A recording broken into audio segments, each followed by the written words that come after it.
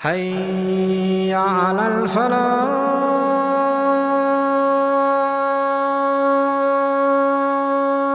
The Prophet of Allah in the authentic hadith, speaking to Sahaba, speaking to the greatest ummah that ever walked the earth, speaking to your fathers, speaking to a ummah that happily gave their lives for the pleasure of Allah. People who did the utmost, the biggest sacrifices, and they deemed themselves as the most insignificant people. Today you do nothing and you think you're up there. They did everything and they thought that they were down there. The Prophet of Allah speaking to them, he says, none of you, who's he speaking to? He says, none of you will enter Jannah through your actions. None. People walking around like he's already from the people of Jannah, mashallah. People now, they worship their mashaykh. 100%, brother. This guy's from Firdaus al-A'la. The Prophet of Allah saying to Sahaba, none of you will enter Jannah through your actions. None. So they asked the Prophet of Allah, even you? He says, yeah, even me. Sallallahu alayhi wa sallam. The greatest mujahid was Muhammad sallallahu alayhi wa sallam. The greatest teacher was Muhammad sallallahu alayhi wa sallam. The greatest father was Muhammad sallallahu alayhi wa sallam. The greatest husband was Muhammad sallallahu alayhi wa sallam. The greatest mercy to humanity was Muhammad sallallahu alayhi wa sallam. The greatest abid to ever worship Allah Azza wa Jal was Muhammad sallallahu alayhi wa sallam. The greatest messenger to ever walk the earth was Muhammad sallallahu alayhi wa sallam. The greatest prophet to ever receive revelation was Muhammad sallallahu alayhi wa sallam. The greatest creation that Allah ever created was Muhammad sallallahu alayhi wa sallam. And he says, even me. Except and only if Allah Azza wa Jal was to show mercy upon me.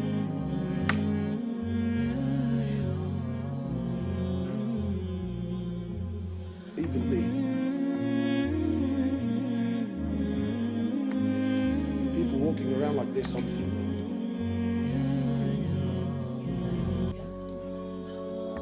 Prophet of Allah tells us of a man who worshipped Allah for 500 years. 500 years he worshipped Allah. And then when he stood before Allah,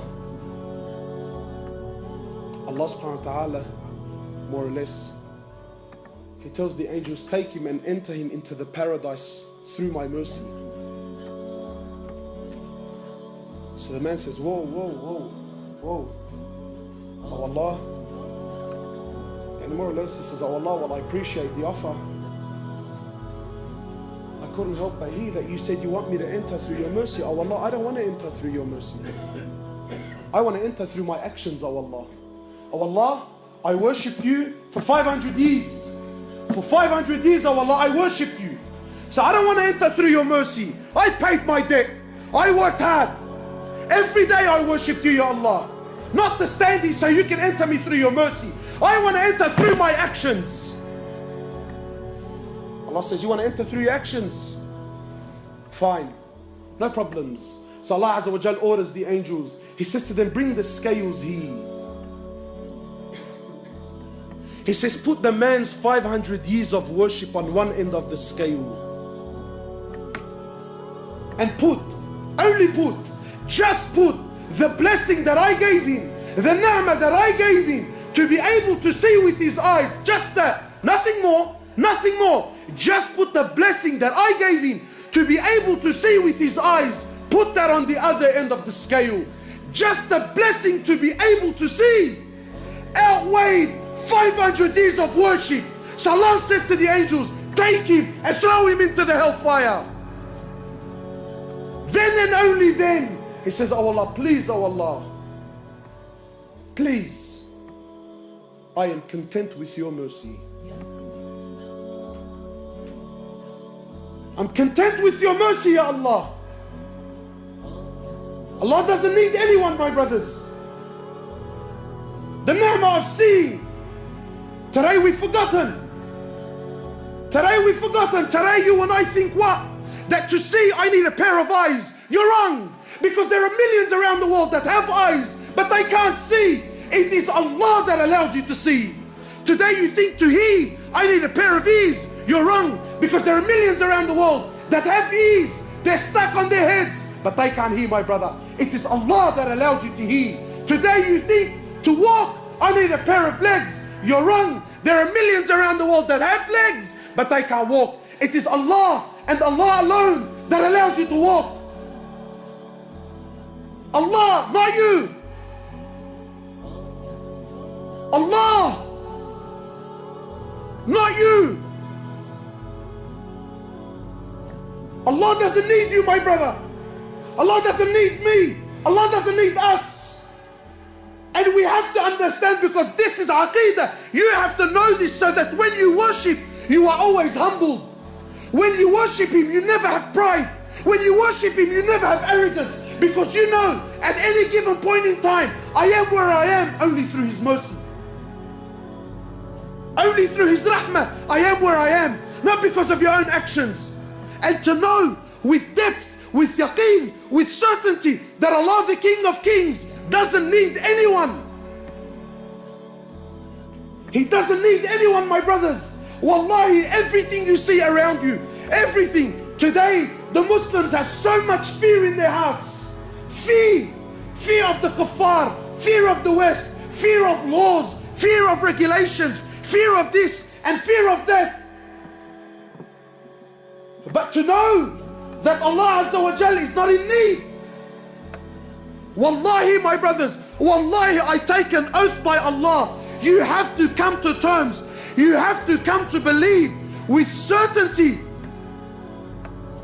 that every single human being, whoever lived, whoever's living, and whoever is to come and live on this earth, wallahi, every single human being, every single jinn, every single animal that walks on this earth, every single bird that takes the flight in the sky, every single fish that swims in the oceans of Allah Azza wa Jal, wallahi, every single land, every single country, wallahi, with all their governments and all their military force and all their might and all their science and all their money and all their know-how, all with the exception of none, every country, every tree, every grain of sand, every mountain, every river, every ocean, wallahi, every star, every sun, every moon, every single planet, every single angel, the billions and billions and billions of angels, all of them, with the exception of none, Mikael, Jibrail, Israfil, all, the first heaven, the second heaven, the third heaven, the fourth heaven, the fifth heaven, the sixth heaven, the seventh heaven, the ocean above it, the eight that carry the throne of Allah, the arsh of Allah, all are dead. All are dead. Nothing moves, nothing stops, nothing makes, nothing breaks, nothing gives, nothing takes, nothing rises, and nothing falls, nothing harms, and nothing benefits. Illallah. And until this yaqeen and faith is in your heart, that nothing, that everything is dead, everything,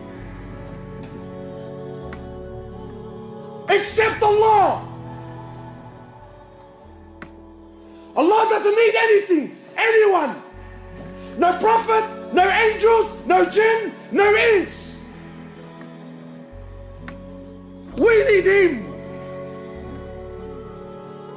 He's Al-Hayyul Qayyum. He's the ever-living. So you might say, brother, I'm alive. What's so special about that? I'm living. Yeah, but your living is dependent on His existence. He's the first with no beginning. He's the last with no ending. He is Allah. He is Allah. Al-Malik. He's the king. He's the king.